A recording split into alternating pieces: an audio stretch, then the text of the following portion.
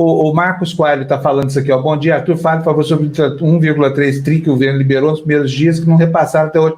E tem um microempresário aqui também, eu não vou conseguir achar o comentário dele, porque são centenas aqui na área de comentário, mas é uma situação que, sinceramente, eu não entendo. Por que no segundo dia da pandemia, 1 trilhão, gente?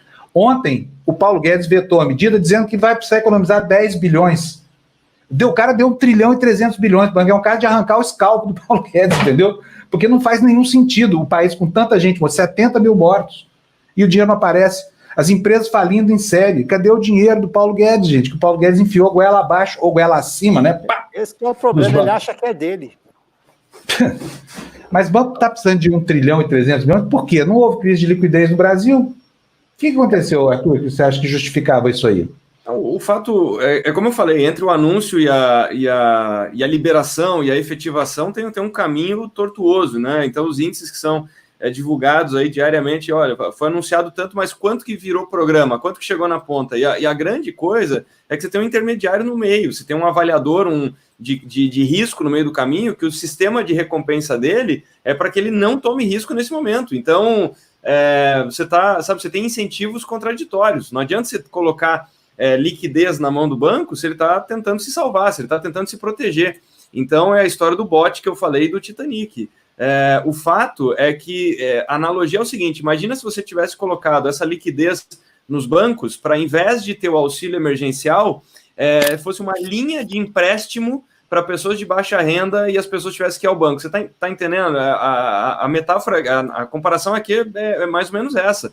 Para a pessoa física, nós tivemos o auxílio emergencial, que a pessoa se cadastrava, era avaliada, mas recebia diretamente. No caso da empresa, ela não tem o auxílio emergencial, ela continua dependendo dos mesmos mecanismos. Então, é óbvio, se nós tivéssemos o auxílio emergencial dos R$600 sendo disponibilizado via análise de crédito e empréstimo, é óbvio que nós não teríamos esses milhões de pessoas que conseguiram sacar os R$600. Só que no caso dos CNPJs, até agora não teve um auxílio emergencial e não teve um movimento nem através dos bancos públicos para que esse dinheiro, seja lá na proporção que for, porque você tem razão, 50 bilhões, com o que nós estamos vivendo, não faz cócega. E o fato é que nós estamos vendo os 100 mil pontos da Bolsa, mas as empresas, na vida real, elas estão com as portas fechadas e nós estamos ainda com a sensação de que elas estão fechadas por decreto ou por recomendação. O fato é que muitas delas estão fechadas e nunca mais vão abrir. Então,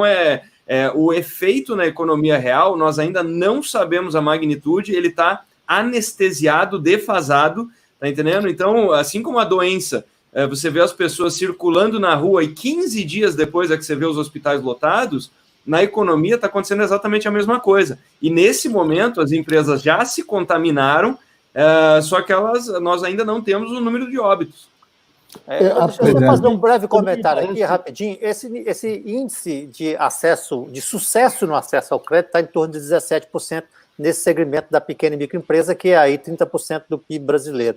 Essa bancarização, obviamente, foi um erro em tempos que você tem tecnologias e caminhos alternativos muito mais eficientes, mas elas podem ser facilmente explicáveis. Na frase do Paulo Guedes, na escatológica reunião ministerial de 22 de abril. Nós vamos ganhar com o grande e perder com os pequenos. Então, isso é o que ele pensa. Não adianta, porque ele não vai enquadrar banco. Eu queria, nessa mesma linha, né, lembrar que o lucro líquido, não estou falando de bruto, do Itaú, no ano passado, foi de 27 bilhões. O lucro líquido do Bradesco foi de 26 bilhões.